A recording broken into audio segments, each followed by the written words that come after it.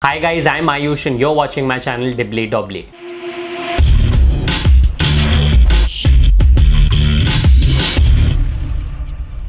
Today I'm going to suggest some of the best players that you can look to pick in your Dream11 team for the all-important game New Zealand vs South Africa to be played at Edgbaston. 25th March 2011, World Cup quarter-final, New Zealand vs South Africa. South Africa lose and exit from the World Cup.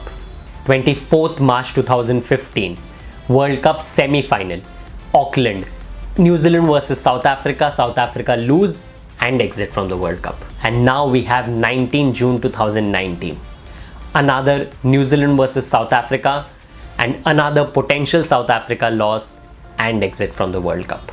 South Africa doesn't have a good track record when it comes to knockouts in World Cup matches and against New Zealand. Once again, they face both the challenges together. New Zealand, on the other hand, hasn't lost a single game in the World Cup till now, but they would also realize that their first three matches were against relatively easy opponents, Bangladesh, Sri Lanka and Afghanistan, and after their washout against India, this is the match where the actual World Cup test begins. The match will be played at Edgbaston. There has been some rain around, but the match day is clear, so we should get a full game. Because of the overcast conditions, there may be some help for the fast bowlers, but overall the pitch looks brown and hence spinners might come into play. Above all, it's a very good batting track and we can expect a 300 plus score from both teams. Coming to the list of players that you can look to select for your Dream11 team from this game, here is my suggested 11. Among the keepers, I've only gone for Quinton de Kock because I think Tom Latham might bat a bit low. From the batsmen, I've gone for two from South Africa, Faf du Plessis and Van der Dussen. I expect Faf to play a captain's knock in this all-important game, and Van der Dussen is someone who actually plays spin well in the middle overs.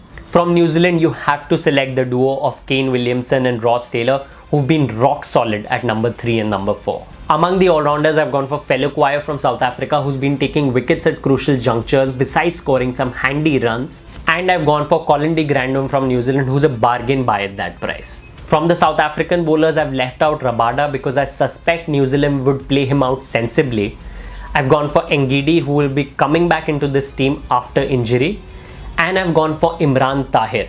This is a pitch which will assist spinners, and New Zealand's middle order and lower middle order can be susceptible to quality wrist spin. From New Zealand, I've gone for Trent Boult, who I think can take wickets early in the match, especially when it's overcast conditions and given the fact that South African openers have been out of form. And I've gone for Ish Sodhi, given my assumption is that Ish Sodhi will be brought into the team in place of either one of Lockie Ferguson or Matt Henry.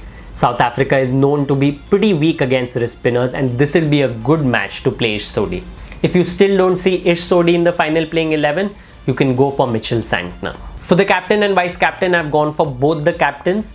I've gone for Kane Williamson as my vice captain and Faf du Plessis as the captain of my Dream11 team. It is a high pressure game and I expect them to step up. For a couple of surprise picks, there is David Miller from South Africa. Miller has been getting starts but not converting them into big enough scores. New Zealand has a leg spinner and a left arm spinner, both of whom possibly Miller can handle, and hence he'll be a good pick for this game. And then you can go for one of the New Zealand openers, especially if the conditions are not very overcast and it's looking really good for batting, then it won't be bad to either choose Colin Munro or Guptill instead of someone like Ross Taylor. So this is my final list of players for Dream11 for this New Zealand vs South Africa game. We can expect it to be a cracker. There is a lot of history involved.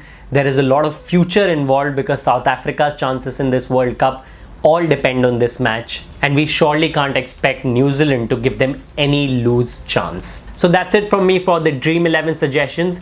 If you like my suggestions, please follow my channel, Dream11. Thanks a lot.